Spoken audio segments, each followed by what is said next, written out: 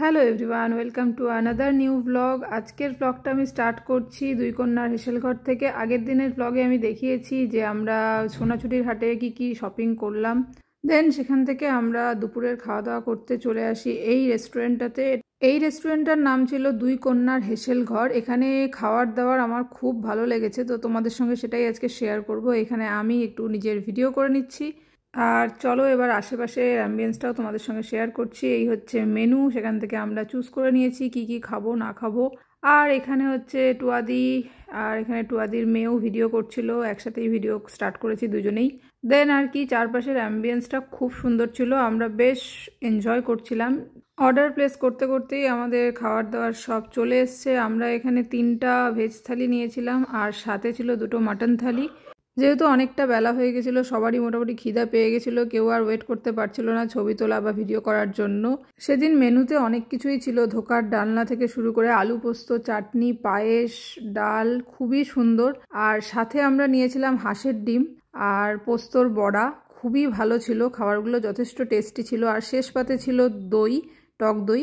দেন আর কি পেট পূজা সেরে আমরা সবাই মোটামুটি বাইরে বেরিয়ে আসলাম। আমাদের এখন যাওয়ার ছিল শান্তিনিকেতন বিশ্বভারতী ক্যাম্পাসটা আমরা একটু ঘুরে দেখতে চাই, তো সময় খুব একটা হাতে বেশি ছিল না। যাই হোক, সেখান থেকে আমরা তাড়াতাড়ি করে বেরিয়ে সোজা গাড়ি নিয়ে আবার রওনা দিয়ে দিলাম। খুব ভালো লাগলো, এখানকার খাবার যথেষ্ট ভালো ছিল।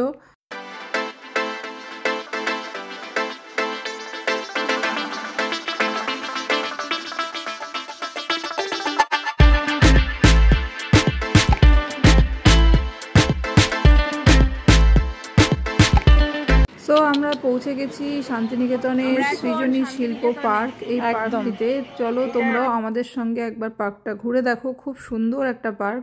আর এখানে আমি আমাদের সকল সদস্যদের একটু ভিডিও ক্যাপচার করে নিচ্ছি। দেন একটু আমারও ভিডিও ক্যাপচার করার পালা। এখানে পান্নাদা আমাকে এই ভিডিওটা করে দিয়েছে খুব সুন্দর করে। আর পিছনে দেখো টুয়াদি আর টুবি সরে গেল যাতে আমাদের ভিডিওটাতে ওরা না আসে। দেন আর কি আমাদের ভিডিও করা কমপ্লিট। দেন ওদেরকে বললাম তোমরাও জয়েন করো আমাদের সাথে, কোনো অসুবিধা নেই। ফাইনালি এখানে টুবি আর টুয়াদি চলে এসছে, ওরাও একটু পোজ দিয়ে নিল। দেন এখান থেকে আমরা সোজা চলে যাচ্ছি পার্কের একদম ভেতরে। সেখানেও অনেক কিছু দেখার মতন আছে, তো চলো তোমরাও আমাদের সঙ্গে দেখে নাও।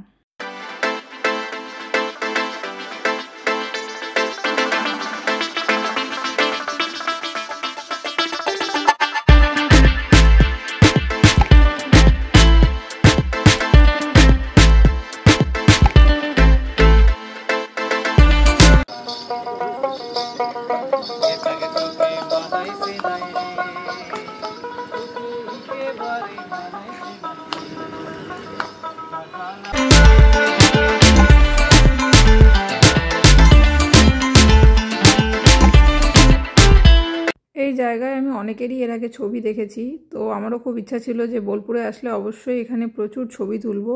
এই পার্কটাতে এসে সত্যি কথা বলতে আমার খুবই ভালো লেগেছে, প্রচুর ছবি তোলার স্পট, প্রচুর পুরনো স্থাপত্য। আর আমরা যেহেতু একটু বিকালেই পৌঁছেছিলাম, কোনো রোদ ছিল না, কোনো রকম কোনো সমস্যা হয়নি, আমরা খুব এনজয় করছিলাম, ঘুরে বেড়াচ্ছিলাম।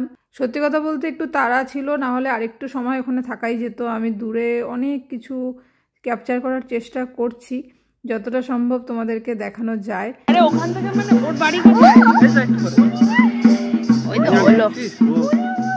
সো তোমরা দেখতে পেলে খুব সুন্দর একটা আদিবাসী নৃত্য। দেন আমরা সেখান থেকে আরও কিছু স্পট দেখলাম, এখানে খুব সুন্দর গাছটা, আমি তারও একটা ছবি তুলে নিয়েছি।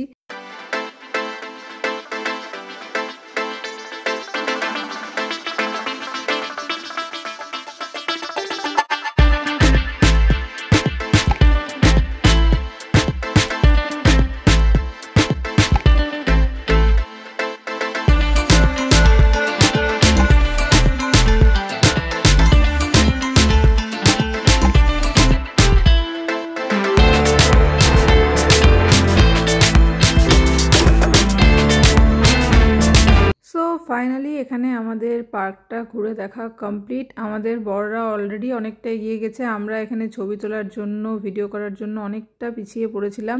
এখানে টুয়াদি আমার এই ভিডিওটা ক্যাপচার করে দিয়েছে। আর এখানে আমরা এখন বেরোচ্ছি, টুয়াদি আর টুবি সবাইকে টাটা করে দিল। তো চলো এখান থেকে বেরিয়ে এখন আমরা যাব বিশ্বভারতী ক্যাম্পাসে, সেখানেও আমরা ঘুরে দেখব।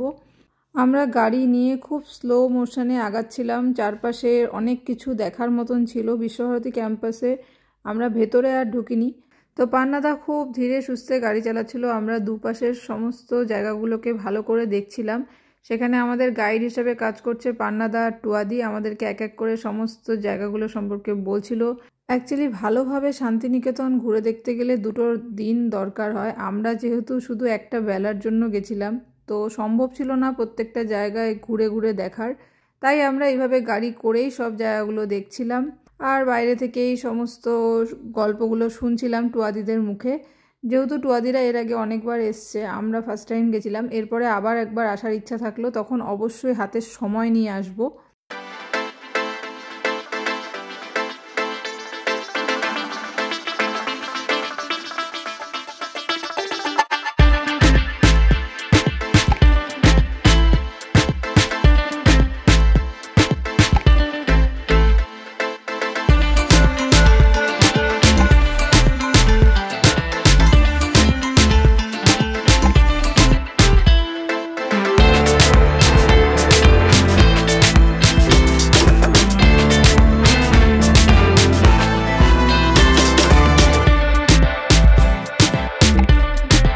এই যে জায়গাটা তোমরা দেখছো এখন, এটা ছিল সম্পূর্ণ বেলজিয়াম কাঁচ দিয়ে তৈরি।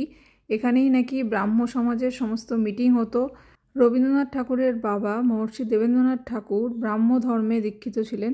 তো সেখানে গিয়েই আমি এইসব হিস্ট্রিগুলো জানতে পারলাম। এর আগে পড়েছি, বাট এতটা ডিটেলসে জানতাম না। তো এগুলো সব আমরা ওখানে গিয়েই জানতে পারলাম।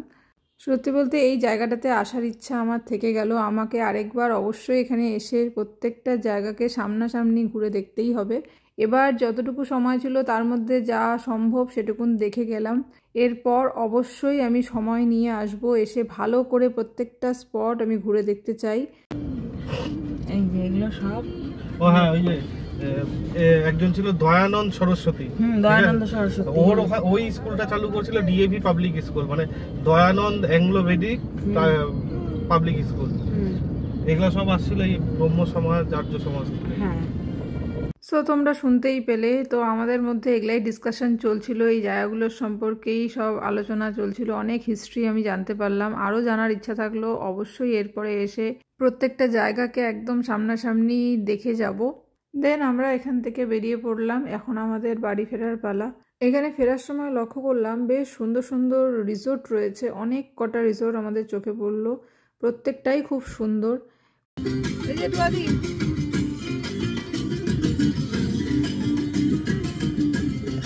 এখানে আমরা বেশ গান চালিয়ে নাচতে নাচতেই ফিরছিলাম। যা খুব সুন্দরভাবে দিনটা আমরা স্পেন্ড করলাম। রাতে আমাদের আবার প্ল্যান আছে, তো আজকে আমি এই অবধি রাখবো। আজকে শান্তিনিকেতনে ঘোরাঘুরির পর আমরা রাতে আবার বেরিয়েছিলাম। কোথায় গেছিলাম সেটা তোমরা নেক্সট ব্লগে দেখতে পাবে। আজকের ব্লগটা আমি এই অবধি রাখছি। ফেরার সময় আমরা আবার চা খেয়েছিলাম রাস্তায়। তো এই যে দেখো, পান্নাদা আমাদের জন্য চা নিয়ে আসছে, সঙ্গে চিপস টুবির জন্য। এই হচ্ছে আমাদের আজকের মিনি ব্লগ। তোমাদের এই মিনি ব্লগে কিছু যদি ভালো লেগে থাকে প্লিজ একটা লাইক করে দিও, আর আমার এই পেজটিকে একটু ফলো করে সাপোর্ট করে দিও। দেখা হচ্ছে অন্য কোনো মিনি ব্লগে। ততক্ষণের জন্য সকলকে টাটা। সবাই ভালো থাকো, সুস্থ থাকো।